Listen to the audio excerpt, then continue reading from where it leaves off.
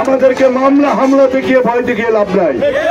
আজকে 17টা বছর বিএনপির নেতা কর্মীরা মামলা হামলা খেয়ে এই পর্যন্ত এখন সোনায় পরিণত হয়েছে। বিএনপির প্রত্যেকটা নেতা কর্মী এখন এক একজন সোনার মতো বিএনপির নেতা কর্মী।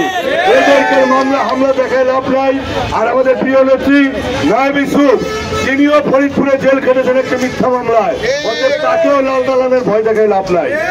লাল দালানের ভয় দেখাবো আমরা আপনাকে।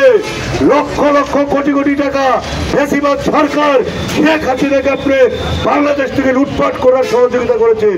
এর জন্য আপনাকে এই লাল দালানের ভাত খাইতে হবে।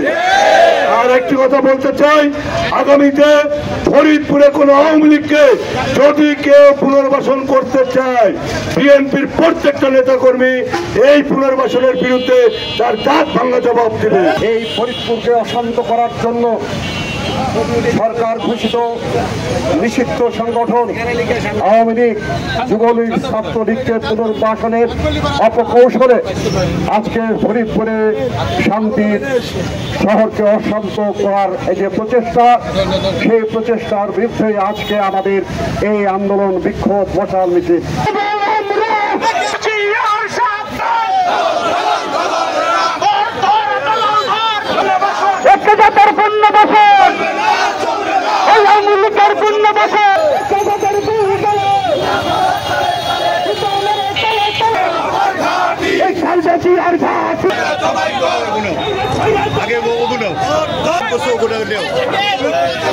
ঠিক আছে।